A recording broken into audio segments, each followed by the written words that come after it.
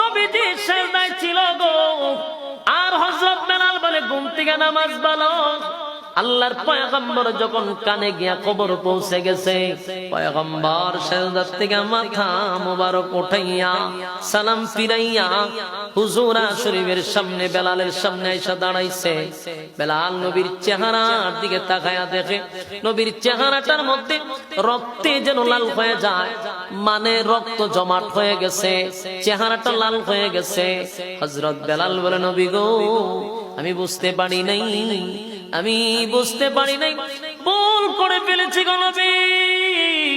আমি মনে করছি আপনি নবী মনে হয় শুয়ে আছেন, কিন্তু আপনার চেহারায় সাক্ষী দেয় আপনি হয়তো বা আল্লাহর কুদরতি পায়ে সেজদায় ছিলেন।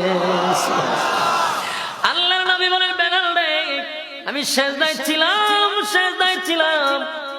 হযরত বেলাল বলে নবী গো, আপনার তো সামনেও গুনাহ নাই, পিছনেও গুনাহ নাই, আপনি নিষ্পাপ। তাহলে এত সময় আপনি সেজদায় কেন পড়ে থাকেন? আপনি কেন এত ইবাদত করেন? আমার মালিক তো সামনে পিছনে দুনো দিকের গুনাহ আপনার মাফ করে দিছে, আপনি তো নিষ্পাপ নবী, আপনার কোনো গুনাহ নাই। আল্লাহর নবী বলেন বেলাল রে, আমার মালিক যে আমার এত বড় নিয়ামত দিল, আমার জানলে তো মহব্বত করলো, আমি কি আমার মালিকের শুকরিয়া আদায় করব না? আমার যুবক ভাইরা, আমার হাবিবের গুনাহ নাই, নিষ্পাপ নবী হই নবীজি সেজদায় পড়ে থাকতেন। আম্মা জান আয়েশা কি বলতো জানেন? আম্মা জান আয়েশা বলতো, আমার নবী যখন সেজদায় যাইতো গো, আমি মাঝে মধ্যে ভয় পেয়ে যেতাম। এত লম্বা সেজদা নবী করত, এত লম্বা সেজদা নবী করত, মাঝে মধ্যে আম্মা জান আয়েশা বলেন আমি ভয় পাইতাম, মনে হয় নবী দুনিয়ার থেকে বিদায় হয়ে গেছে। এত লম্বা সেজদা দিত, লড়াচড়া থাকতো না পয়গম্বর, এত লম্বা সেজদা দিত।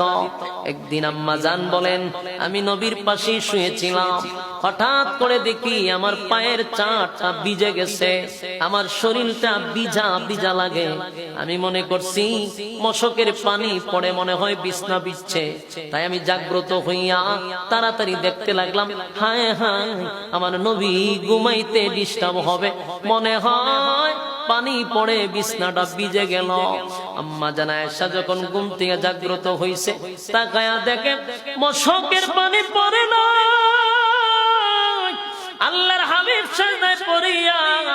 সেজদায় পড়িয়া নবীর চোখের পানি ঝরতে ঝরতে বিছনা ভিজে গেছে।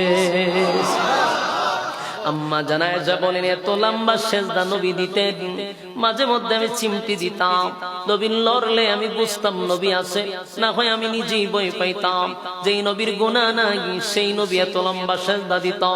নামাজের প্রতি এত গুরুত্ব ছিল রে, কিন্তু আমরা সময় পাওয়ার পর গুরুত্ব দেই না।